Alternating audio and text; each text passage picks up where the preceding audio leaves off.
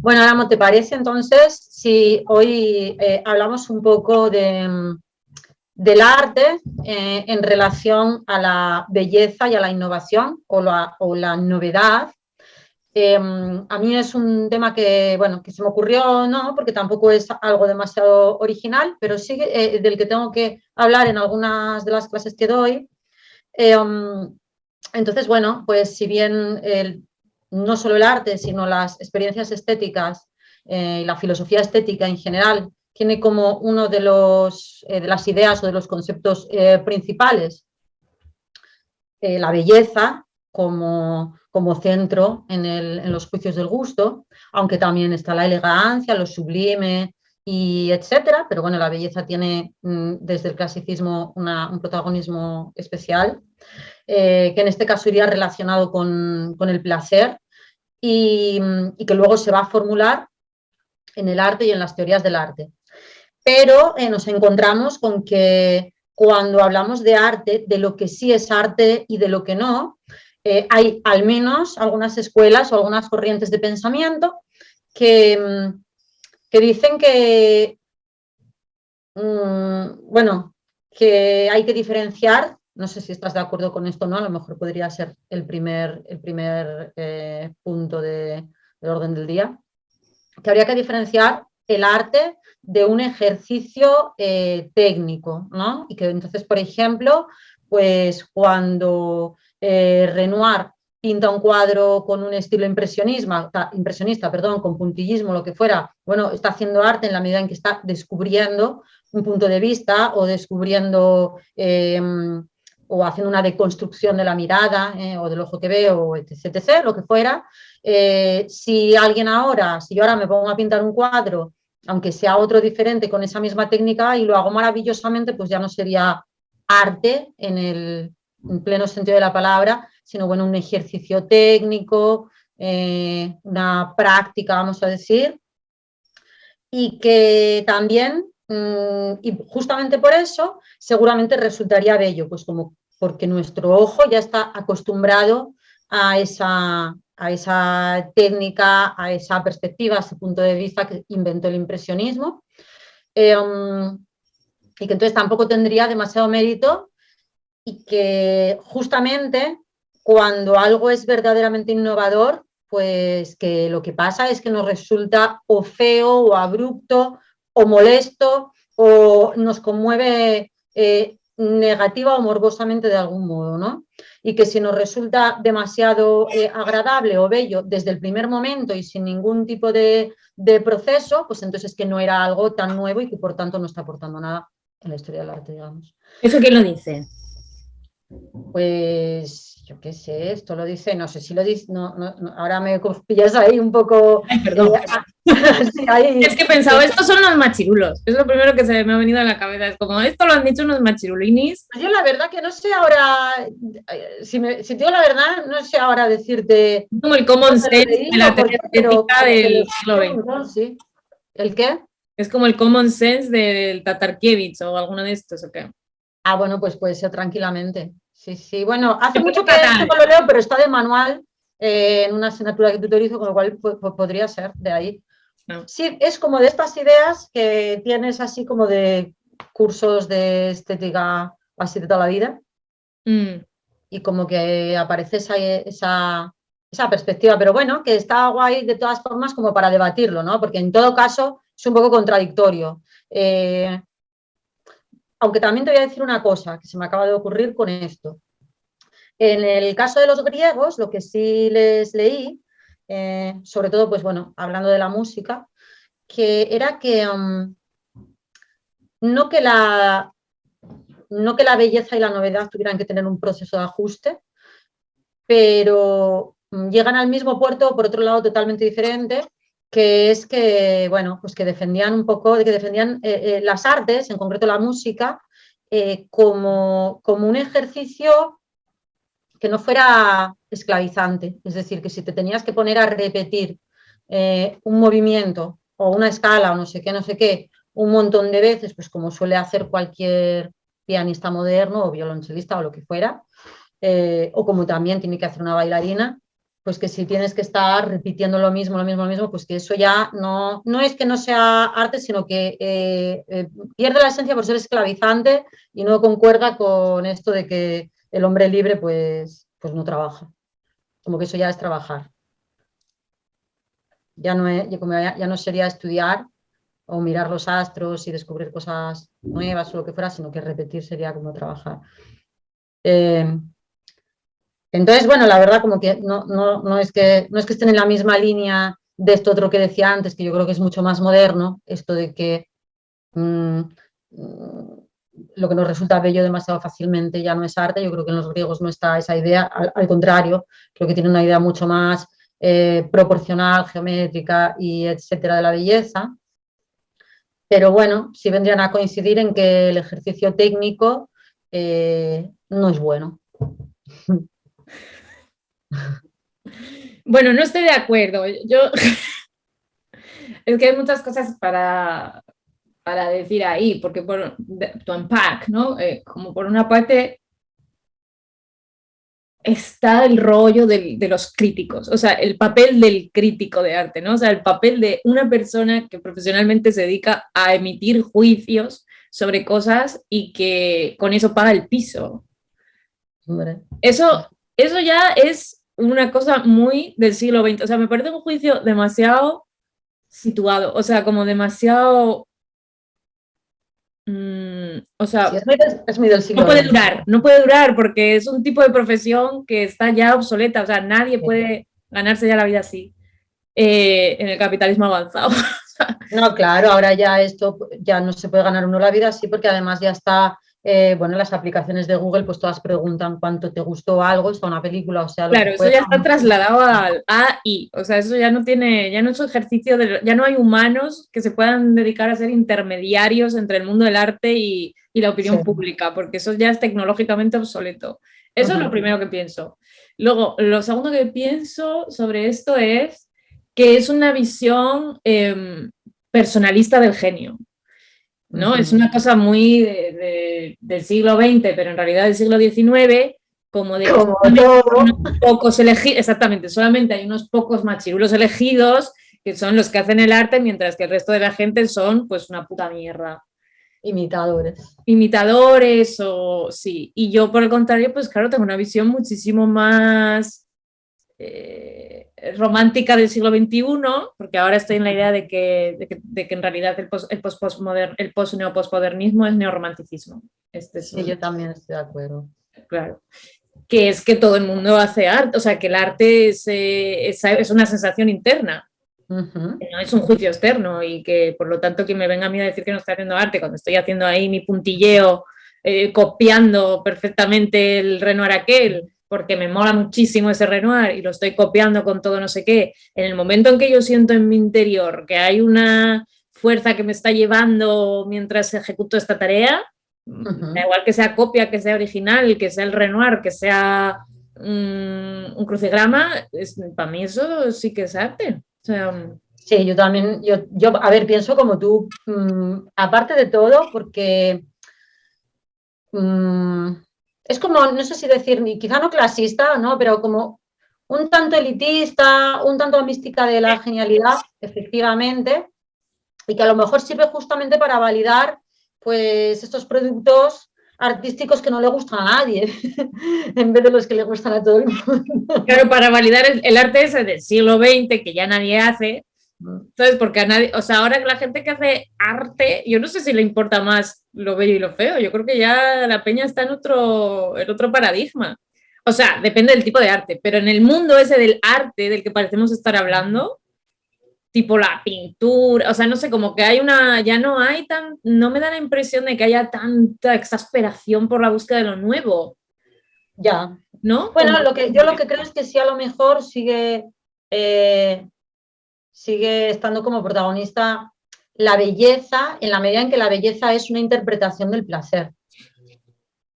Del placer sentido, tanto a la hora de fabricar algo como a la hora de hacerlo. Y yo, respecto de los ejercicios técnicos, bueno, a mí es que me parece que para mí es un continuo. Es decir, para mí la imitación es la única forma o la forma primordial de aprendizaje.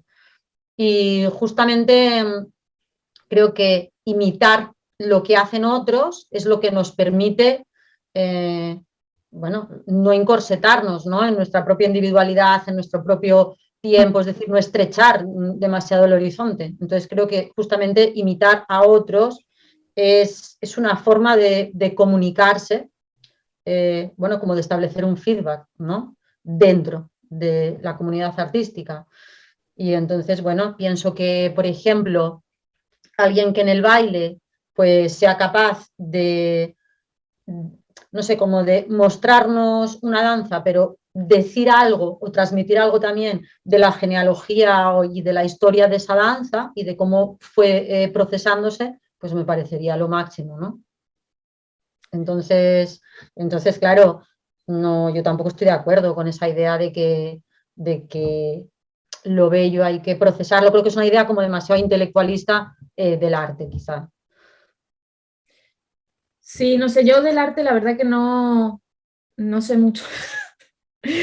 Y eso que soy un poco artista, creo, pero no, es que no, es como que el concepto de el arte, o sea, primero porque casi la gente cuando habla de el arte se refiere a la pintura y a veces a la escultura como mucho y como que yo creo que cada forma de arte tiene sus propias, tiene una diferente genealogía y tiene una diferente técnica y por lo tanto también tiene unos diferentes, ¿cómo se dice? Como una normativa, ¿no? Acerca de lo que la hace ser esa forma de arte y en qué consiste y cuál es su relación con lo bello y lo no bello y demás.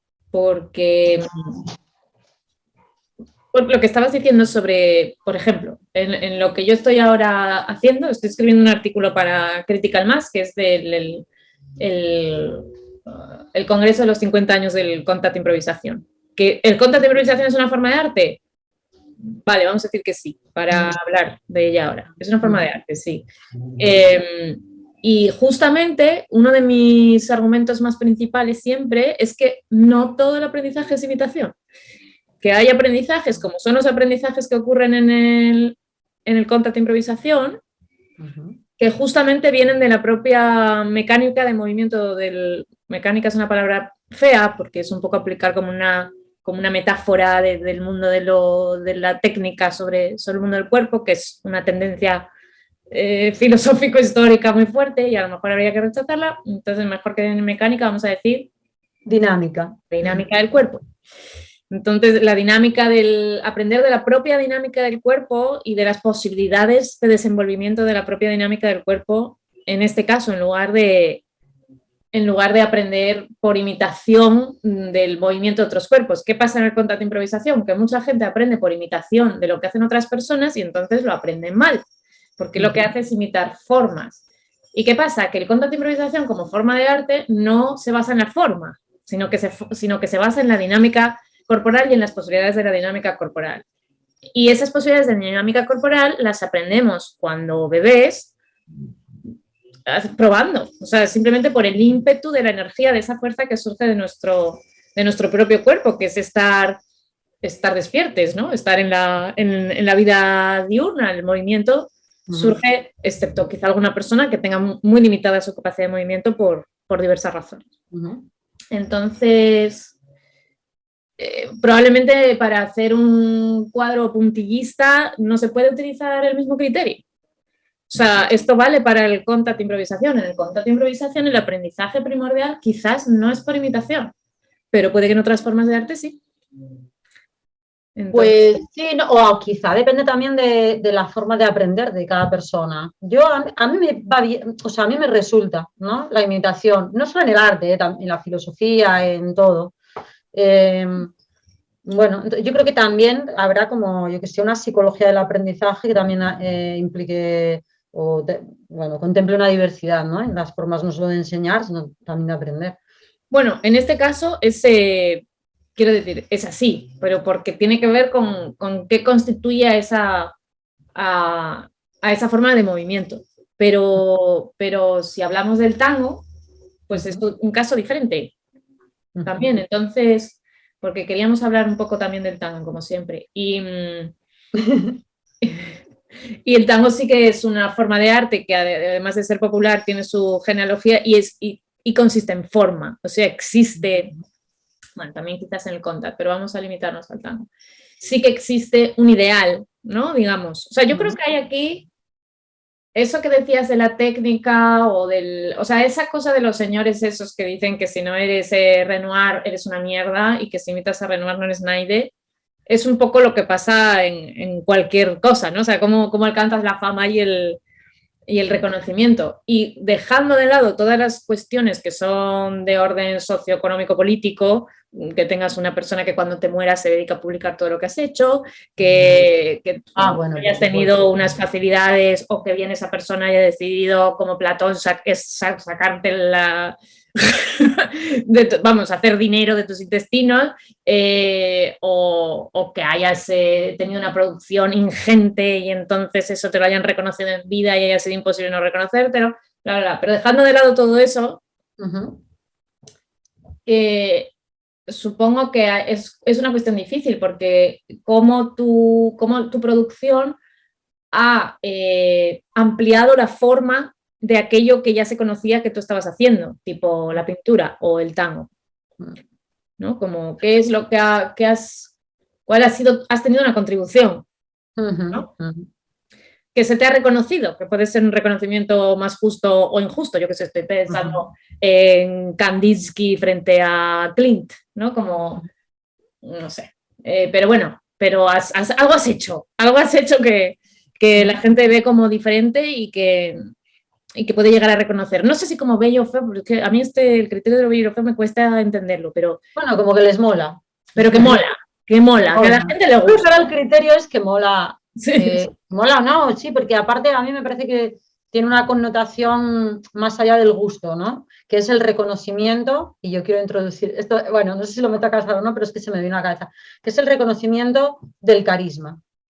O sea, como que el gustar para mí tiene como igual una relación más clásica con lo bello, y para mí que algo mole como que incluye el carisma. Y quería hablar de esto porque también antes te estaba comentando que la belleza es una forma, o podía entenderse, ¿no? Como una forma de interpretar el placer, pero también habría que hablar de quién o cómo se crea el canon de belleza en cada caso, ya sea en cada época o ya sea en cada disciplina diferente, ¿no? O en cada tipo de baile o lo que fuera.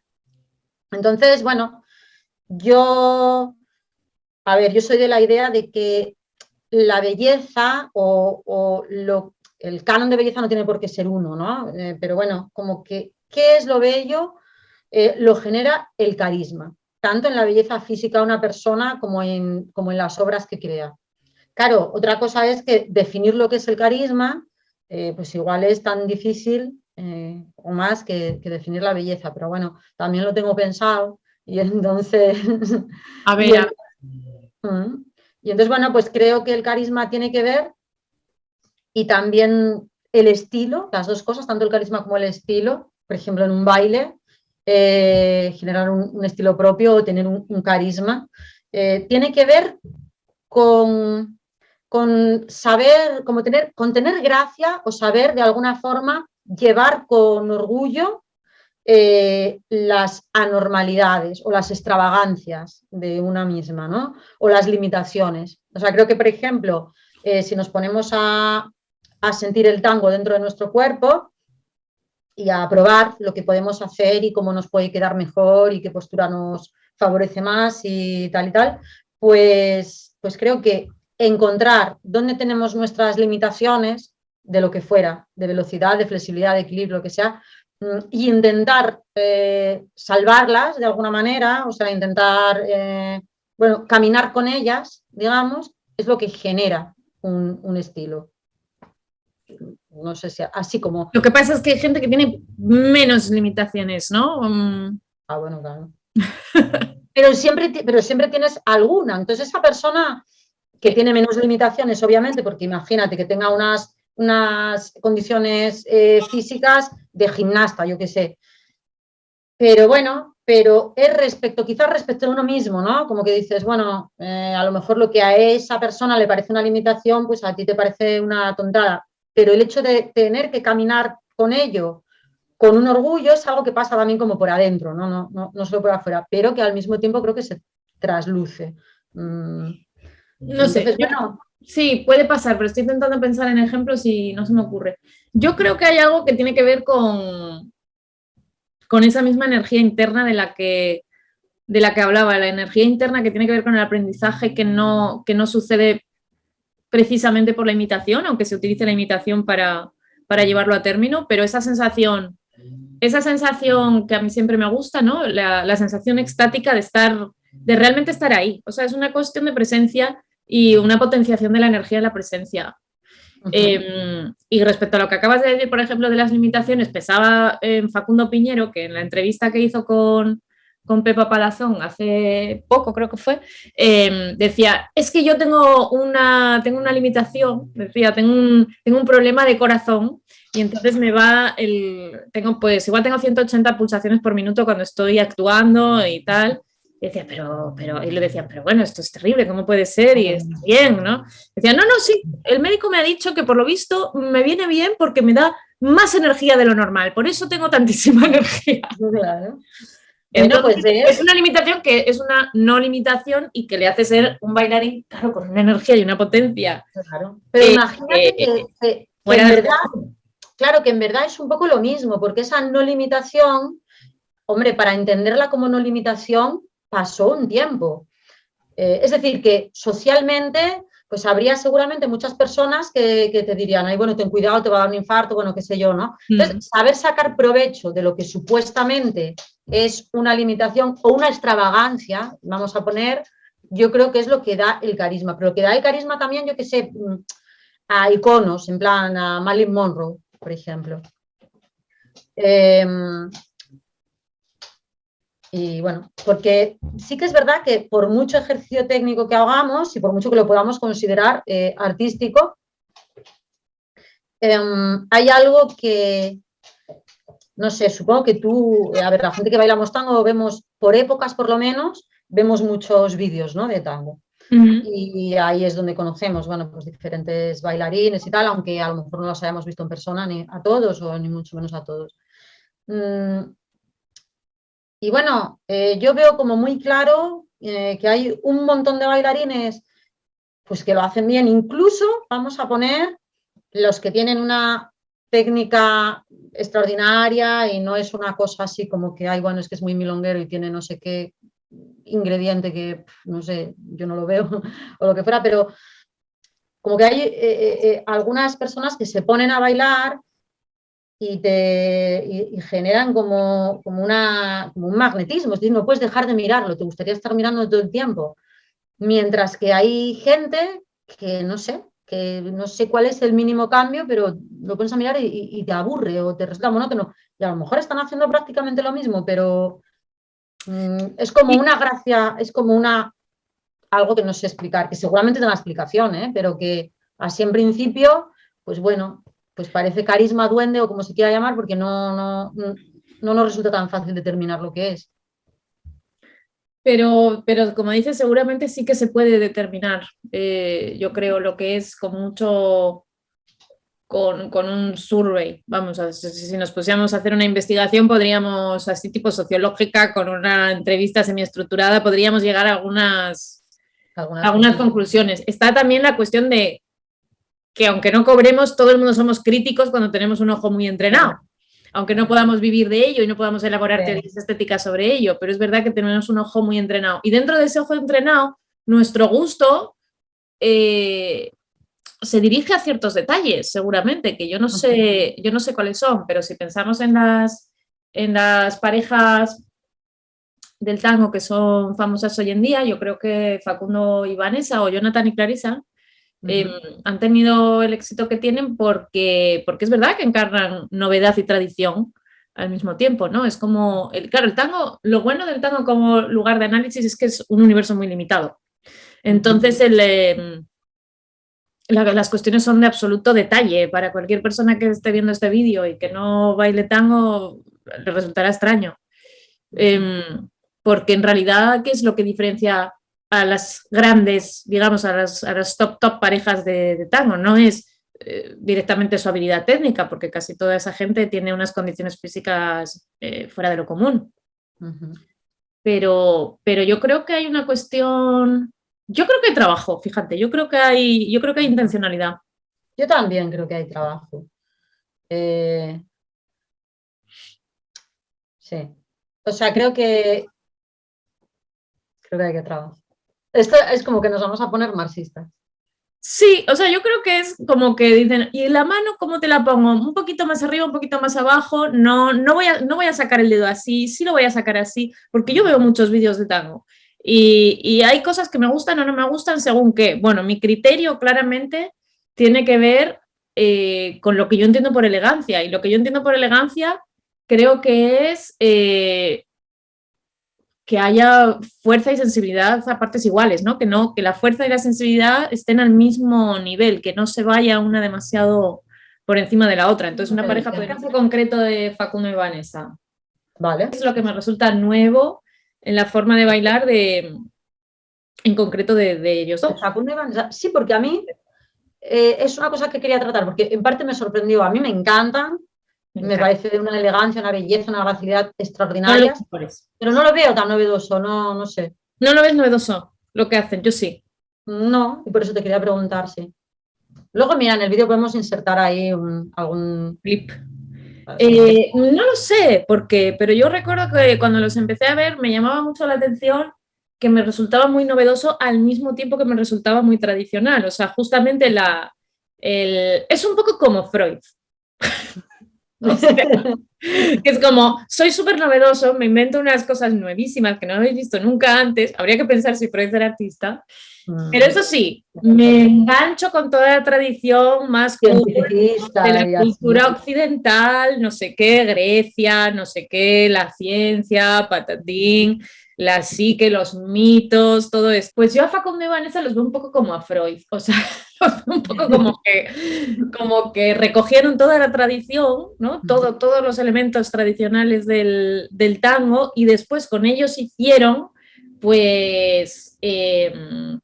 yo creo que la fuente de su novedad es que la fuente de su novedad tiene que ver justamente con su exactitud técnica.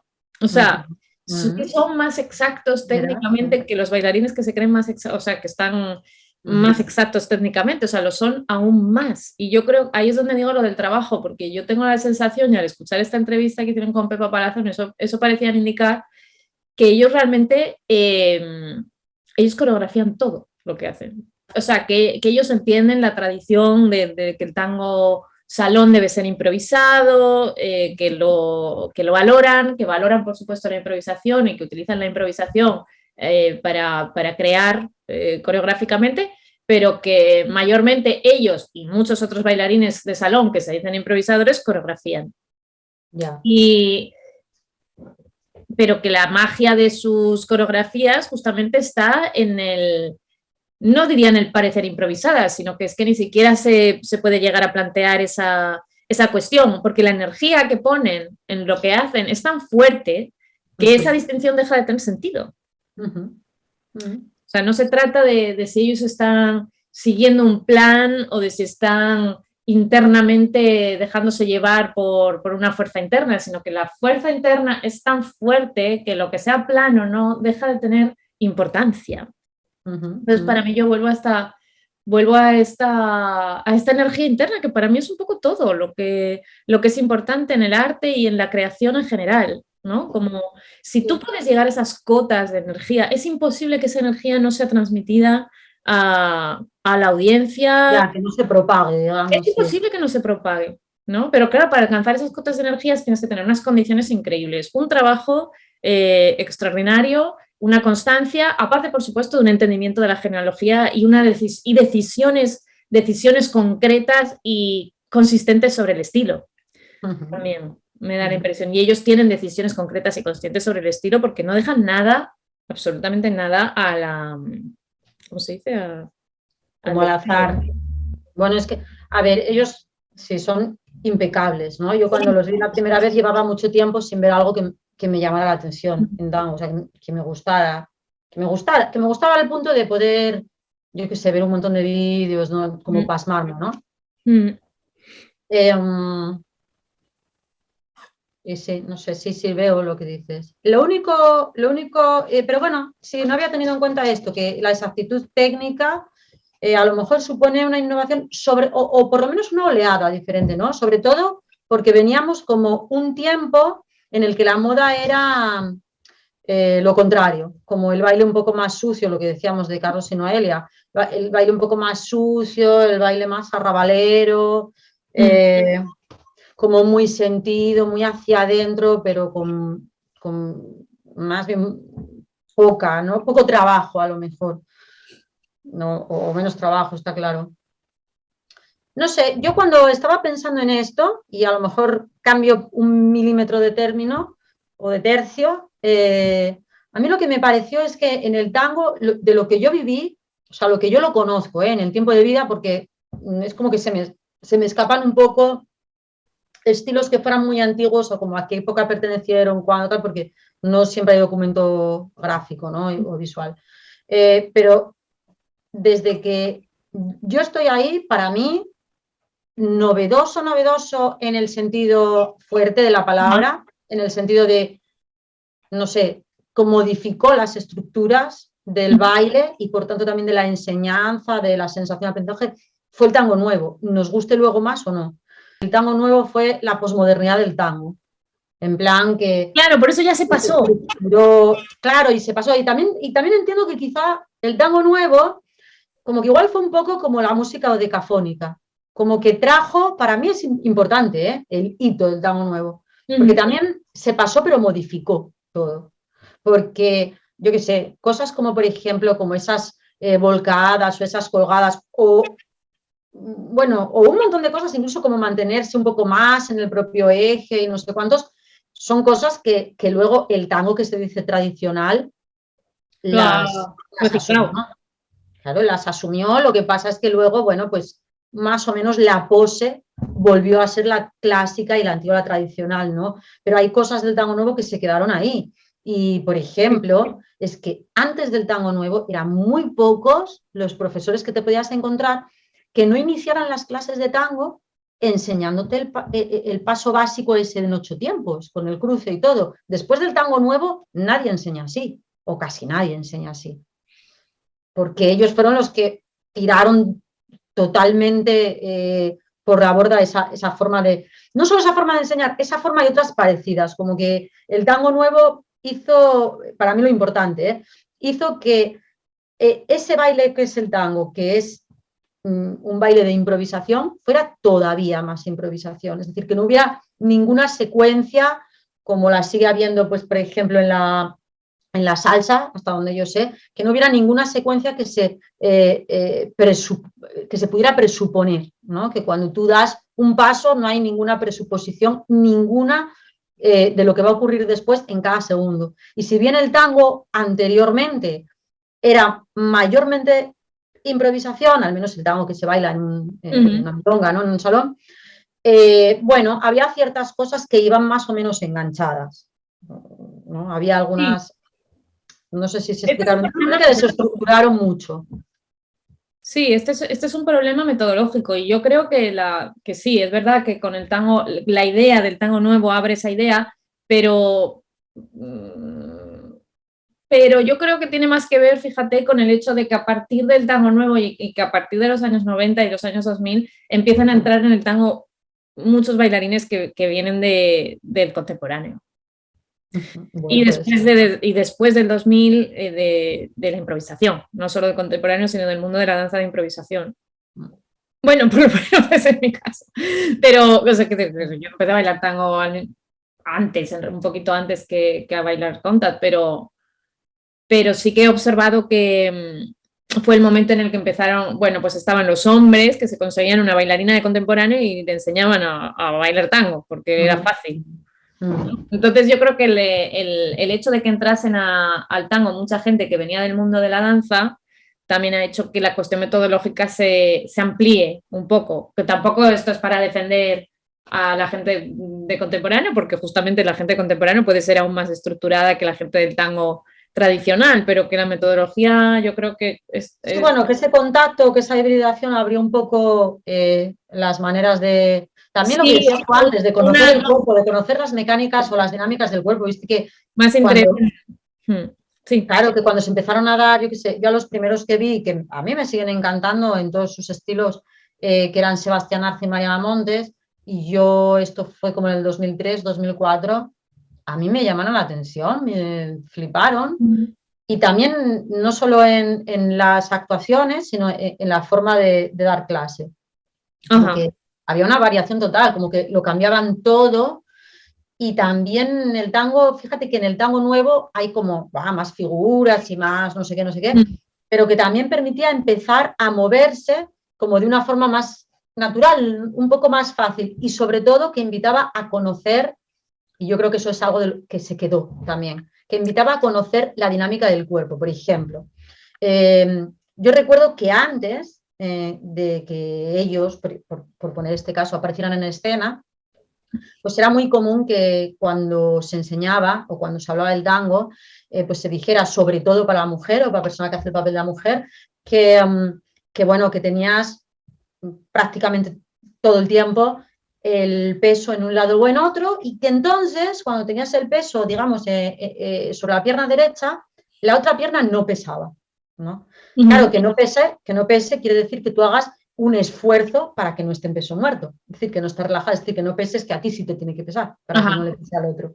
Sí. Bueno, y a mí me llamó mucho la atención que en una clase, esto era en un encuentro, que ellos dijeron, bueno, es cierto que vas cambiando de peso, ¿no? Sobre una pierna o de otra, pero hay que tener en cuenta, y esto cambiaba por completo el estilo, la forma de bailar, que la otra pierna tiene su propio peso, aunque no estés cargando el resto del cuerpo sobre ella, tiene su propio peso. Entonces eso generaba una sensación visual totalmente diferente, pero también una sensación interna en el baile mucho como elástica, ¿no? Entonces cosas como esa, bueno, como que empezaron a formar parte de la manera también de pensar el baile del tango.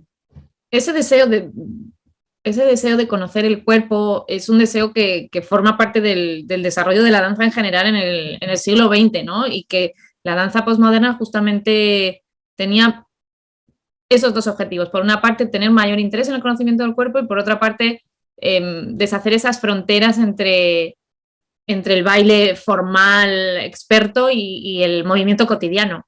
O sea, estudiemos el movimiento cotidiano y a partir de ahí descubramos el desenvolvimiento del cuerpo en la danza, ¿no? Una perspectiva, pues eso, más espinosista. Por fin puedo tener mi momento espinosista en esta conversación. Entonces, digamos que la danza, y dentro de la danza, el tango también cada vez se ha ocupado más de qué es lo que puede un cuerpo y qué es lo que puede una relación entre cuerpos, porque bueno, el tango es una encarnación de las relaciones de género y como tal es una relación entre cuerpos, ¿no? Con su relación de poder y todo eso, que bueno, ya hemos hablado otras veces, pero sí que hay un desenvolvimiento de las posibilidades corporales que se ha expresado tanto en el desarrollo metodológico que el tango ha tenido, como en el tipo de personas que lo han encarnado, que se han convertido en profesionales y en su manera en su visión y también en el estilo que profesionalmente, los estilos que profesionalmente se han ido sucediendo y es cierto que es curioso esto que dices de que hasta hace poco ha habido un pequeño periodo de predominancia del estilo, digamos, más sucio, entre comillas, mientras que ahora vuelve esta limpieza, esta impecabilidad que pueden ejemplificar también Facundo y Vanessa, ¿no? Pero en general creo que en todas ellas también en ese aspecto técnico impecable se manifiesta esa expertise, ¿no? en el conocimiento, de la actividad. Eso llegó para quedarse. Yo espero que sí, porque me parece bueno, ¿no? Pero también entiendo el tango como sí, o sea, como acceso, o sea, y al mismo tiempo, ¿no? Del mismo modo en que para ellos, para Facundo y Vanessa, no hay una diferencia entre coreografía e improvisación, porque todas ellas surgen de esa misma energía interna, también creo que no tiene por qué haber una diferencia entre una metodología que se abre al conocimiento del cuerpo y la accesibilidad del tango para todos los cuerpos. No, es que seguramente es lo contrario. Justamente yo creo que que se ayudan lo uno al otro, ¿no? Que una danza esté atravesada, o que el aprendizaje, las pedagogías para esa danza estén atravesadas o mediadas en todo momento por el conocimiento del cuerpo, al final es el conocimiento del propio cuerpo, ¿no? Y de ver cómo funciona y de experimentar con el propio cuerpo. De experimentar, de ponerlo a hacer como sí, ¿no? A sacarlo también, estudiar el movimiento cotidiano, pero sacarlo también de esa dinámica de trabajo en la que el cuerpo está alienado, ¿no? Y que a lo mejor, pues depende de tu profesión, tienes que estar todo el rato haciendo esto o todo el rato haciendo lo otro. Bueno, pues ese probar posiciones y ver cómo reacciona nuestro cuerpo, cómo funciona, qué pasa si lo que fuera, ¿no? Pues es justamente lo que lo hace accesible, ¿no? Si alguien pasa por el autoconocimiento del cuerpo, pues ya es un saber que te va a permitir improvisar y que te va a permitir, no sé, sacarle la mayor gracia posible, creo. El primer día que yo estaba en una clase de tango, que recuerdo que lo que más me impresionó, o sea, fue el momento en el que yo me di cuenta de que a partir de ahí yo podía acceder a un conocimiento sobre el cuerpo. Porque era un profesor, Pancho, que era muy tradicional, le enseñaba con secuencias y allí había que estar al género y no sé qué y no sé qué. Pero en un momento dijo que había que bascular la pelvis. Hay que bascular la pelvis y ponerla así hacia adelante, apretar como los abdominales, cosa con la que hoy en día estoy totalmente en desacuerdo. Pero en ese momento, aquello me pareció la hostia. Y yo dije, hostias, cuidado, que con esto yo puedo tener un acceso hacia la interioridad de mi cuerpo, ¿no? Hacia el conocimiento de esta entidad que está aquí y que solo utilizo para moverme de sitio en sitio y para drogarme, ¿no? Y bueno, eso fue lo que a mí me atrajo, ¿no? Entonces, si hay que volver sobre la cuestión del gusto, que esto también quería hablar, es la cuestión de que aquello que nos gusta, aquello que nos atrae, es un camino personal. O sea, es aquello que encaja con un quest, ¿no? Con una aventura de camino personal cuyo origen no conocemos bien, ¿no? Que pertenece al ámbito de nuestra propia opacidad. Igual que pertenecía mi cuerpo al ámbito de mi propia opacidad y de alguna forma a través del tango y a través del contacto de improvisación y a través de la danza se produjo una posibilidad de develamiento de la interioridad y un develamiento que además es encarnación. Y ese gusto, ese gusto es como una llamada de atención, ¿no? Sobre un momento, en realidad su manifestación fenomenológica es que de pronto eso captura totalmente tu atención, se inserta en tu memoria, digamos, se graba en tu memoria con más incisión, con una incisión más profunda que otros momentos y empieza a tejer redes de sentido dentro de otras memorias y otras sensaciones de deseo, ¿no? Empieza a conectarse con otras sensaciones de deseo.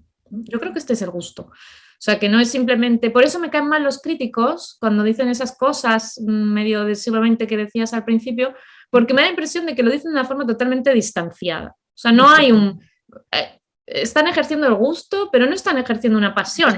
No están dentro, digamos como que no están dentro del mundo del trabajo, del proceso, digamos. No están en el proceso y además están juzgando de una manera externa algo que en realidad no conocen y que seguramente no saben hacer ellos mismos y que no tienen interés por hacer. O sea, les gusta estar en esa posición externa. Entonces, en lo que están ejerciendo el juicio estético no es el gusto. Sí, porque además que seguramente incluso esos grandes pintores, por decir que es en lo que pensé, bueno, una de las imágenes que nos viene es la pintura, ¿no? Porque también es como un arte antigua. Que seguramente los grandes pintores que ellos consideran innovadores y no sé qué, pues seguramente lo que menos les importaba era generar una novedad o no, pienso. O en la mayor parte de los casos seguramente... Yo creo que en el siglo XVII a lo que se estaba era la perfectibilidad técnica, ¿no? Y que el goce... Y ahí surgía después la novedad, bueno... Claro, yo creo que es que la novedad, o sea, que el goce no está en buscar la novedad, sino que justamente, y en esto voy a ser aquí muy deleuziana, que la novedad o que la diferencia nace de la repetición, justamente, ¿no? Y de hacer muchas veces algo y de probar eso, el ponerse, el imitar, el dramatizar diferentes papeles y hacerlo muchas veces. Yo creo que la innovación surge un poco sin buscarla, ¿no? Buscando otra cosa Es como producto de efecto quién eres colaborar. tú. Yo no creo que la gente pueda, yo no creo que Facundo y Vanessa puedan ponerse ahí y decir, vamos a hacer algo nuevo con el tango. No puedes tomar una decisión acerca de eso. De la novedad, no, no. No, bueno, es que está claro que eso es lo mismo que en filosofía. Mira, todavía tienes reciente la experiencia de la enseñanza en secundaria, en enseñanzas medias. Bueno, no sé si viste como montones de veces en las programaciones, como en los ideales pedagógicos y demás, todo esto que le afecta de una manera particular a la filosofía además, que es lo de, bueno, estos eslogans de tipo pensar por uno mismo, tener espíritu crítico. Claro que Aprender a aprender, creo que era aprender, eso ya de las competencias, no sé qué. entonces, bueno, es como que en filosofía además recae de una manera especialmente confusa, ¿no? Porque era como, vamos, yo por lo menos durante mucho tiempo, durante muchos años, quizá los que eran más de principios de milenio, claro, como que esto confundía, ¿no? A los alumnos, decían, bueno, pero es que entonces yo tengo que comentar este texto de Platón y como criticarlo, ponerlo mal, ¿no? O bueno, o cuestionarlo.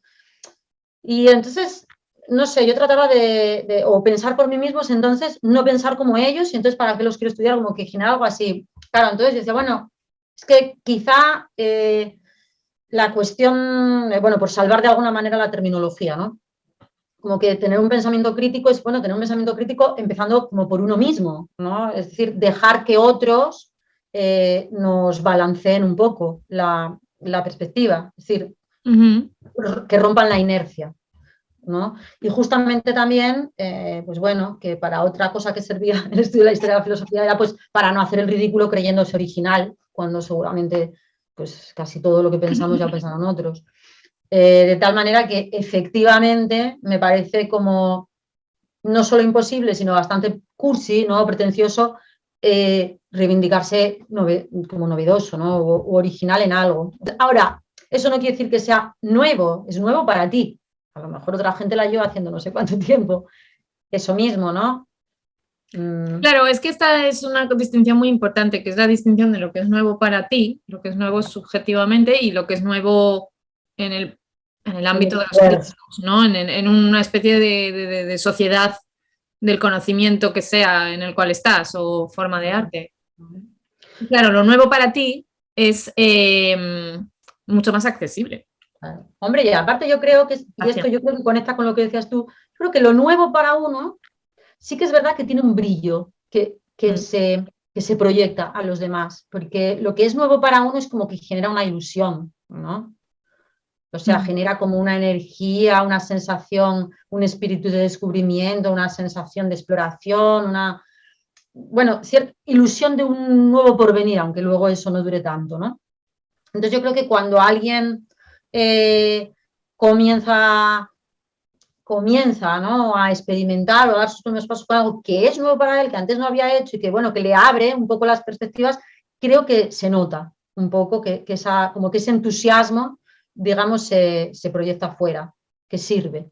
Pero creo que sí, que sirve eso, la sensación de novedad para uno, pues bueno, pues que también nos hace un poco como, bueno, por decirlo ahí en términos un poco así como más abiertos, como más tolerantes, como más menos dogmáticos, ¿no? Menos, bueno, con la sensación de que pues que un mismo objetivo incluso, que esto ya es bastante antiguo decirlo, que una misma meta, aunque una misma eficacia se puede conseguir por muchos caminos y no es, como que no es uno solo el camino a la perfección, yo qué sé, o del virtuosismo.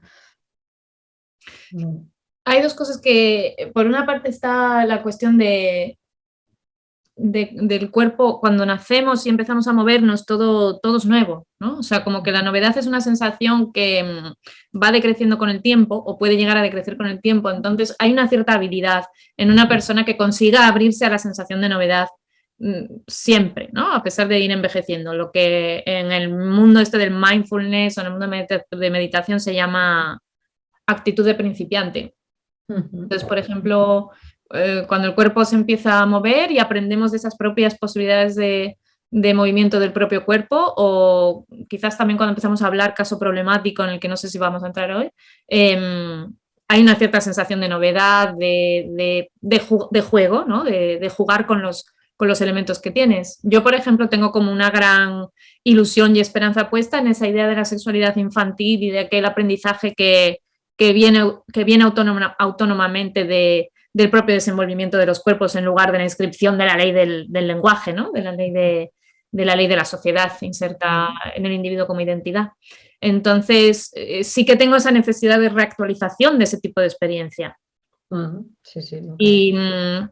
Y claro, ahí siempre hay una tensión, porque cómo puedes reproducir la reproducción ya es de por sí algo que pertenece al ámbito de la técnica, pero sin embargo es necesaria, porque tú no tienes siempre en el ámbito de tu vida la posibilidad de tener ese acceso. Creo que en la repetición, cuando uno menos se lo espera, descubre como el clic, el mecanismo que lo lleva como a otra dimensión, a otra facilidad, a otro manejo, ¿no? Es que la repetición no repite, o sea, yo creo que también hay algo que tiene que la repetición en realidad no repite, porque la repetición siempre descubre nuevas posibilidades del cuerpo, ¿no? En este caso, porque yo siempre pienso, al pensar en la repetición me imagino movimientos de danza, ¿no? Entonces, si yo repito y repito y repito las veces suficientes, podré entrenar mi cuerpo cambiará a partir de ese entrenamiento y por lo tanto llegaré a lugares donde antes no llegaba. Claro, es que incluso digamos como que el extremo de la repetición es el automatismo, ¿no? Entonces, el automatizar algo, pues claro, ya te permite poder fijarte en otras cosas. Es decir, es como, bueno, un ejemplo muy fácil es que yo no lo conozco desde dentro, pero me imagino que es el de conducir. También ahí lo que hay es unos movimientos y una coordinación, ¿no? Sí. Entonces, bueno, automatizar el saber conducir y poder hablar al mismo tiempo, pues hombre, claro, imagínate si no hay diferencia en esa repetición, de encontrar una fluidez, ¿no? Como que la repetición se encuentra una fluidez que nunca hay en el inicio, que nunca hay, no sé, en la primera vez que se hace algo. Bueno, y que a ver, que esto lo explica muy bien y muy claramente Deleuze, ¿no? Que siempre que estemos hablando de una subjetividad, la repetición va a ser siempre diferencia. Es decir, que incluso cuando queremos repetir algo, una fiesta, un viaje, bueno, pues obviamente no va a ser igual, porque ya hace que no sea igual.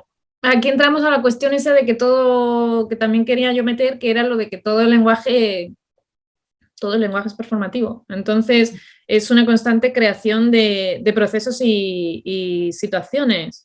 Y entendiendo por lenguaje no solamente el lenguaje verbal, sino como puede ser también el lenguaje desde diferentes disciplinas artísticas, porque yo considero lenguajes. Entonces, tú aquello que vas haciendo, como has dicho antes, si tú llegas a una cierta cota de fluidez, porque hay muchas cotas de fluidez, a partir de ahí es donde vas a observar un nuevo horizonte, ¿no? O sea, que cualquier cosa que tú digas, cualquier cosa que se convierta en acto en tu vida, siempre va a ser un capítulo de apertura hacia el abismo, ¿no? Hacia el terreno de lo desconocido hasta que te mueras. O sea, la idea de que todo el lenguaje es performativo, que todo el lenguaje es productivo, en el sentido de que todo existe en el terreno de la duración y no existe, o sea, la repetición en realidad es un ideal, no existe la repetición. Sí, es imposible, es como una abstracción, ¿no? Es una abstracción porque en realidad lo que sí existe es la capacidad performativa del lenguaje que te hace estar cada vez en un lugar diferente. Entonces, cualquier sensación de identidad es una interpretación retrospectiva. Claro, ya por fin me estuve leyendo lo que dice Deleuze de Spinoza, así con un poco más de sistemáticamente. Y entonces, resulta que hay esta cosa de, no sé si te acuerdas, de los 3 modos del conocimiento en Spinoza, y el mejor y el más guay es la beatitud, que es como ya estar en la contemplación divina, ¿no? Es como Dios amándose a sí mismo a través de tu cuerpo. Y entonces esto resulta que va un poco en contra, o sea, como que Deleuze dice en las clases estas que tiene, que bueno, que a Spinoza el sexo no Sí, me acuerdo, sí. No le mola. Que seguramente le hubiese parecido una cosa baja, que a través del sexo tú no podías llegar a la beatitud, o sea, al tercer modo de Sí. conocimiento ni nada de Yo eso. no conocía su cuerpo a Un través de... componerse, eso estaba en el segundo modo de conocimiento, que era el componerse con otros cuerpos en el mundo de las posibilidades, y que por el contrario el tercer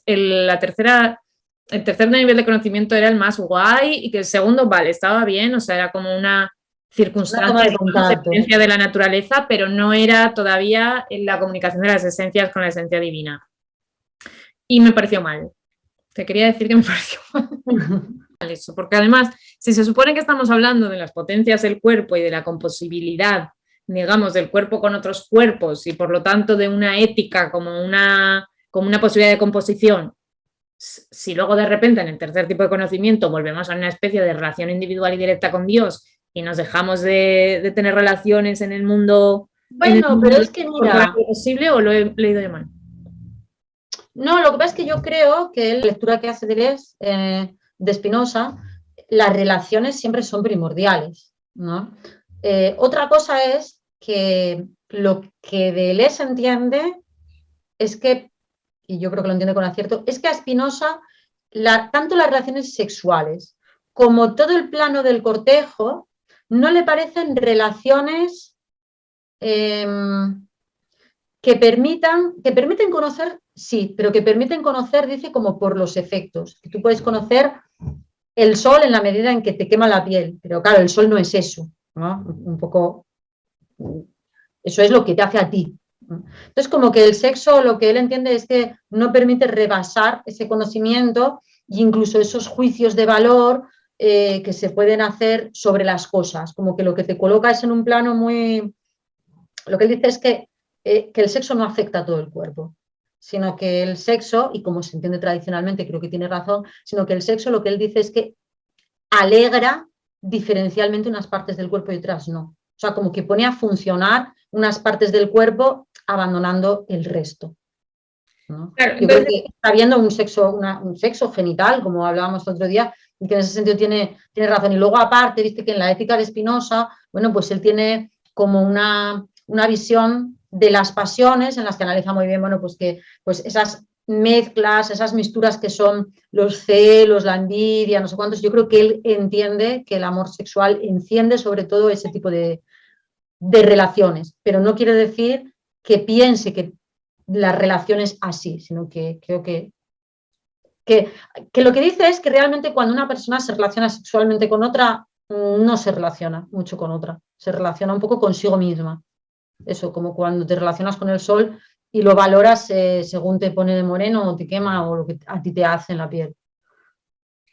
claro, es que entonces esta es siempre la cuestión, ¿no? De otra vez, porque también hay una relación con la teoría de los signos ahí. Entonces, y justamente con la idea de que el aprendizaje es un aprendizaje por manejo de los signos, y, y yo sigo empeñada en que a lo mejor hay algo más y en que a lo mejor hay una etapa en la cual puedes rescatar algo más, en la que puedes tener una relación integral con el cuerpo que no pase por la fijación de la sexualidad en una cierta parte del cuerpo, y de hecho así el psicoanálisis lo estatuyó en su día, y que por lo tanto existen prácticas y lugares de aprendizaje no por imitación, sino por desenvolvimiento de las potencias del cuerpo, que podrían llegar a permitir la composición y la realización de una composición como un tercer tipo, como un conocimiento del tercer tipo, que no es un conocimiento de sí mismo, porque el conocimiento del tercer tipo al final también es un conocimiento individual. Claro. Entonces, Ahora ya estamos en el posmodernismo. en el neorromanticismo. Entonces, en el neorromanticismo yo creo que sí que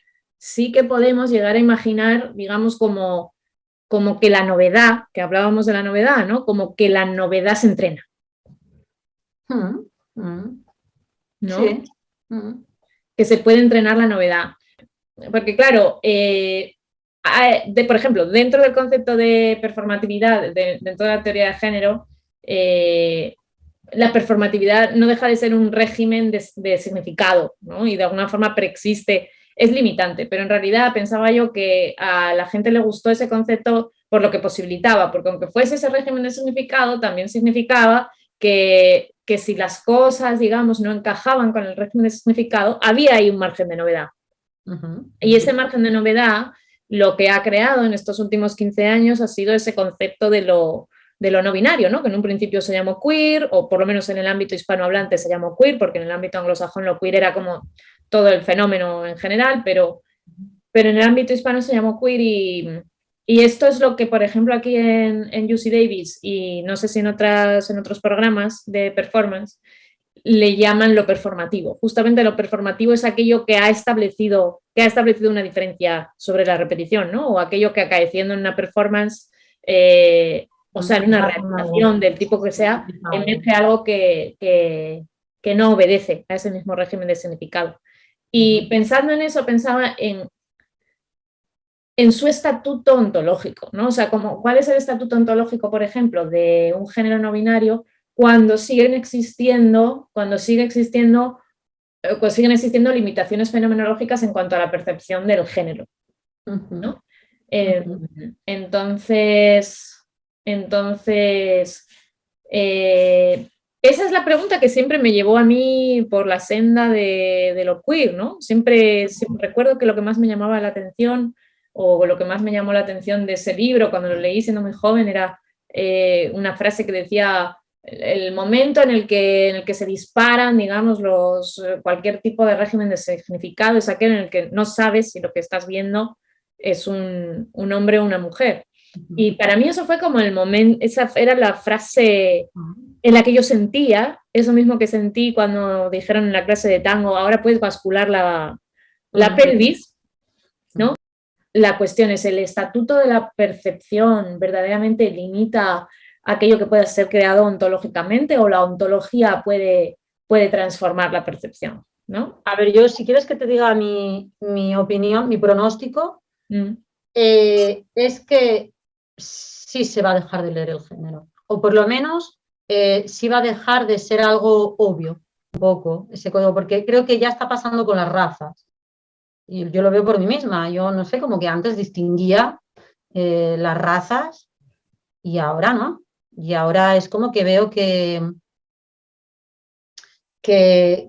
las razas las hace un hábito, un folclore del aspecto, sea para reivindicarlo, sea porque está sometido a él, ¿no? Pero que tiene mucho que ver con... O sea, creo que eso que llaman prejuicio te hace fijarte en unas cosas. Es que esto lo leí también en una teoría como psicológica, que era que los nazis distinguían verdaderamente a los judíos porque los odiaban y entonces se fijaban en unas cosas que quizá otra gente no se fija. Yo creo que hay una lectura minuciosa de determinados detalles que viene dada por el odio, por el miedo, por el rechazo. Como que cuando tú tienes un miedo a algo, lo ves más rápidamente. Donde una persona no se está fijando en si hay un mosquito o no, hay una cosa que si tú eres fóbica a eso lo vas a ver antes. Entonces creo que a lo mejor Entonces, si desapareciesen una serie de prejuicios acerca de las categorías de género, empezarían a ser invisibles los sexos. Yo creo que van a ser invisibles, creo que van a ser invisibles. No tengo esperanza, pero hay un debate. O muy a segundo plano, en plan de que, bueno, de que no es lo primero que ves, ¿no? Esto es importante porque, claro, por ejemplo, hay toda una tendencia ahora con la fenomenología del racismo, la fenomenología que llamaron queer, va un poco por otro lado, pero sería interesante hacer una fenomenología del género, que quizá ya existe, yo no me he enterado, pero hablar un poco más sobre eso. Y todo esto, además, sigue teniendo que ver con la cuestión de la novedad o la cuestión de qué encontramos feo o bello, ¿no? O de qué se considera esperpéntico o claro, yo creo que se considera modélico. Creo que está totalmente en el plano de las atracciones y las fobias. Creo que las atracciones y las fobias son las que generan identidad, o por lo menos reconocimientos a través de esas identidades binarias, en lo que sea, ¿no? Hombre, pues por ejemplo, más allá del sexo estaría, bueno, el ser humano será capaz alguna vez de no ver en el animal un animal, es decir, de no distinguirse de otros animales. Pues es que, a ver, pues es que debería no distinguirse, porque es que en realidad somos animales. O sea, la distinción es una distinción que bueno, que nos la creemos nosotros, que es creada, que es formada y que proviene de una fobia hacia la animalidad, hacia la naturaleza, hacia algo que queremos como dejar atrás, ¿no? Ajá. Una Entonces, fobia y una alienación y un deseo de dominio. claro, claro, claro.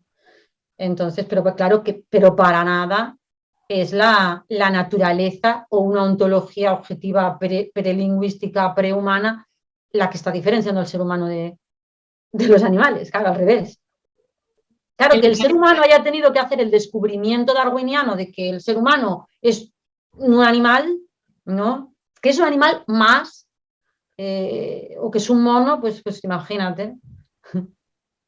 Claro, hay una técnica, digamos que como que el pensamiento del siglo XX, el pensamiento pre-postmoderno de entender la razón como un sistema, como una técnica para la liberación de los prejuicios.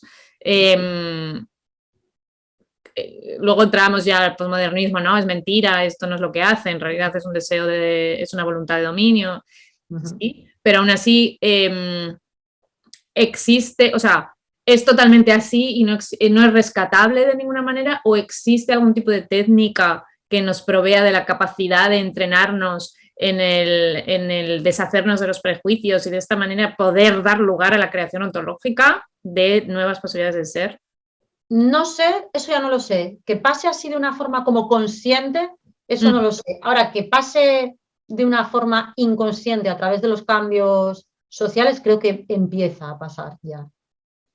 O sea, que empieza a modificar la percepción y la focalización, y con eso, pues las identificaciones que hacemos, ¿no? O sea, que empieza a hacer lo que se supone que también un ser humano inteligente, no sé qué, no sé qué, no sé qué, científico, vamos a decir, sabe hacer, que es justamente que las clasificaciones conceptuales sean corredizas, ¿no? Que puedas variar, que tú puedas clasificar un montón de objetos en base a un criterio y luego deshacer ese criterio y clasificarlos en base a otro. Que es en lo que consiste poder hacer ciencia, en algo que ahora dicen que es posmoderno o que es posmoderno, ¿sabes? Que en realidad, pues fíjate de lo antiguo que es, pues yo creo que está simplemente en eso, en saber correr el criterio de las clasificaciones, porque es simplemente una cuestión de clasificación, de clasificar en base a una u otra cosa. Si no, pues todo es diferente o todo es igual, que es como la ontología pura, ¿no? Todo es diversidad inconmensurable o bueno, igualdad total en el sentido de que todo es el ser, ¿no? Manifestándose en diversas formas. Y todo lo demás son clasificaciones. Clasificaciones que toman una u otra cosa como criterio. Pero vamos, pero que cualquier clasificación pues la viene a deshacer el ornitorrinco o el transexual o en su caso lo que sea oportuno, pero pues el ornitorrinco pues imagínate, pues no, deshace las clasificaciones, pues es un mamífero que pone huevos, que no sé qué. O sea que de alguna forma esto que se ve como esperpéntico sí que vamos a decir al final que está en la base de lo nuevo. O sea que al final tienen razón los críticos del siglo XX, estos machirulos. Lo que pasa es que yo creo que no es tanto lo nuevo, sino lo no descubierto, no tanto lo nuevo, sino lo que no se quiso ver, porque, por ejemplo, a ver, el ornitorrinco no es que sea nuevo. Pero ha llegado a ser bello. Es que no se deja clasificar, claro, y que parecía como esperpéntico, ¿no? Como que ves un ornitorrinco y... Pero ahora un ornitorrinco es una monada.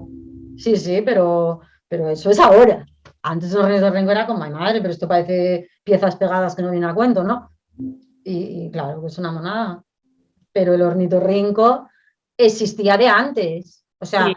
No es tanto una novedad, es novedad quizá ponerlo en el foco de atención, algo. Bueno, si novedad es... Es novedad porque existe en el lenguaje, o sea, es novedad en el momento claro. de ser nombrado, se produce como existencia digamos, en la historización fenomenológica del lenguaje. Claro. Sí, o sea, es nuevo en el lenguaje.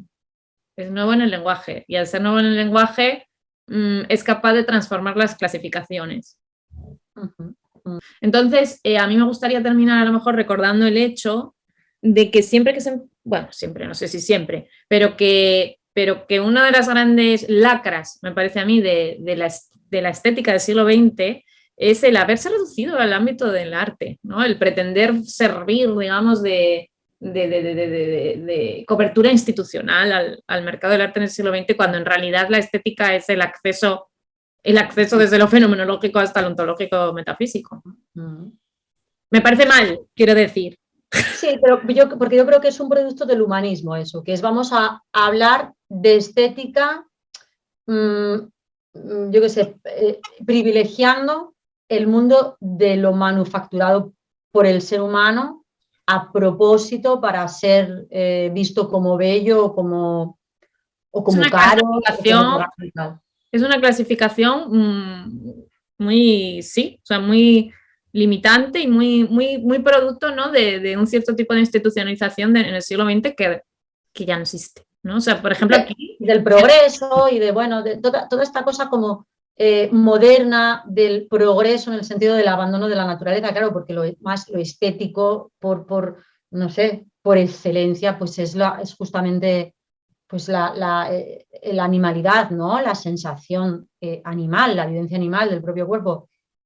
Que bueno, pero yo por eso también, que lo decía en un poema bailado de esos raros que hacía antes, que yo creo que también en parte a lo mejor como que necesitamos arte porque no tenemos naturaleza o porque estamos... o sea, al destrozar la naturaleza es como que tienes que poner algo en su lugar, porque la naturaleza tiene toda esa riqueza ontológica y mucho más, y por supuesto estética, pero bueno, quizá el ser humano, quizá el hombre en su acto permanente de destrucción de la naturaleza, pues como decía Winnicott, tiene que procesar también el duelo de asesinato, pues haciendo algo en su lugar, es decir, generando algo, arte.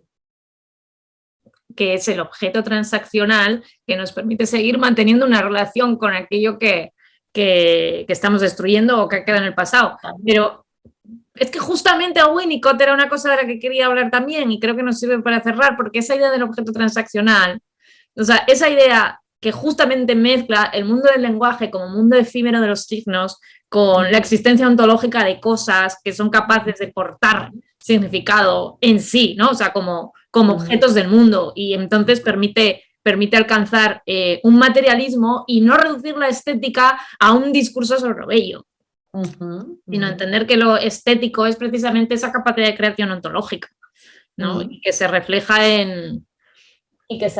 no en el intercambio de los objetos, sino en la dación en la aportación de significado que los objetos tienen, o en la propia o lo que llaman ahora la agencia de los objetos. Creo que ahí hay un punto interesante, que es cuando el objeto transaccional es el propio cuerpo. Creo que ese es el interés de la danza, no como forma de arte, sino como lugar de creación filosófica. Bueno, pues ¿te parece si lo dejamos aquí un poco con la invitación de mirar, con la invitación mutua, y a quien nos escuche de mirar... De hacer una entrevista microfenomenológica. De hacer la entrevista microfenomenológica. A mí me parece que hay 3 hitos de esta conversación, que es la entrevista microfenomenológica, sí. El ornitorrinco como deshacedor de las clasificaciones. Es un trasunto de lo nominario. Sí, efectivamente. Y bueno, y ¿cómo se dice? La recuperación, no solo infantil, preinfantil, bebé, de la relación con los objetos, bueno, de la relación como prelingüística con los objetos, y también todo el drama que genera, ¿no? Todo el drama del que habla Winnicott, de cuando nosotros no pensamos, cuando a un bebé, pues yo qué sé, lo cambian de cama, y él vive un drama porque él tenía una relación, pues, con esa almohada, ¿no? con una tela, y todavía no sabe hablar y no sabe quejarse, y ni siquiera tiene recursos para procesar ese duelo, que va a tener que quedar ahí reprimido o incluso forcluido y tal, ¿no? Yo creo que eso está relacionado con el tema de la energía interna de la que surge la sensación del arte. Pues mira, que puede ser, sí. Porque yo creo que hay una pasión en esa relación. O sea, que es la pasión de la relación la que es verdaderamente importante, porque esa es la que hace que el objeto cargue significado, sea el objeto una persona, tu propio cuerpo o esa almohada. Una tela, sí, sí. Bueno, pues ¿te parece que si dejamos esto ahí macerando y ya? Sí.